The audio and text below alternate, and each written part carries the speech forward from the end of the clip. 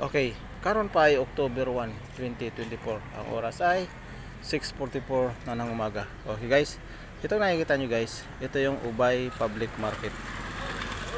So, mao ni ang ilang public market dire sa Ubay, Bohol.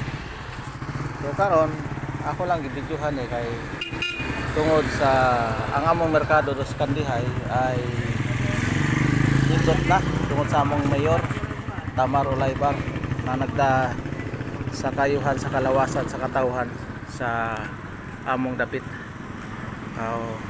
Kaya gisugdan man na yung among mayor Christopher Tutor nya kining Ubay Public Market. Wa pati man na ng ilang mayor na sa tinuod pag-istorya dako man sila income diri dapita. Kay naa sila pier na diri ang Pukalyong na gikan sa Cebu. Na tinon nyo, dako na siya, dakog income ning Ubay. Pero kaso nga lang bawo giyon sa nila pag kuan ng gobyerno diri sa Ubay.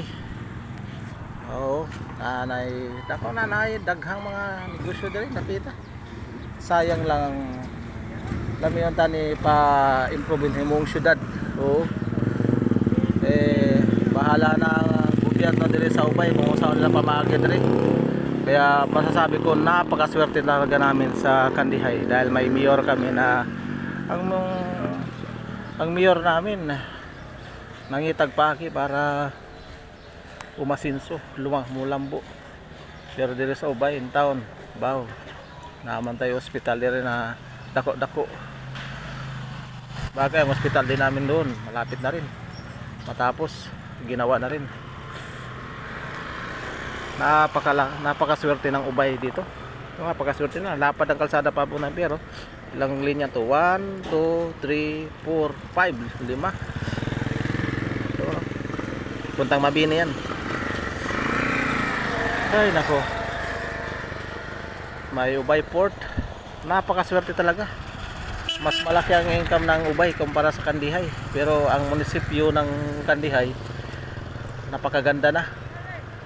At pati mga merkado, dalawang merkado doon, lungsodaan at poblasyon.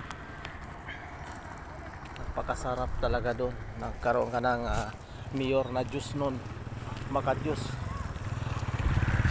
Talagang nag-iisip siya ng kabutihan para sa katauhan. Napakaganda, napakabuti ng kanyang plano, isip. Kagaya ni Mayor Tutor.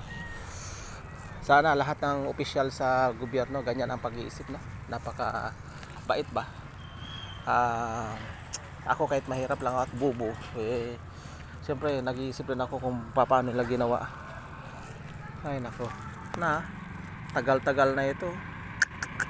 Napakasayang talaga. Ito, bakanting lote. Paano naman kayong gagawin ito? Sige guys, yun lang muna ang sabi ko.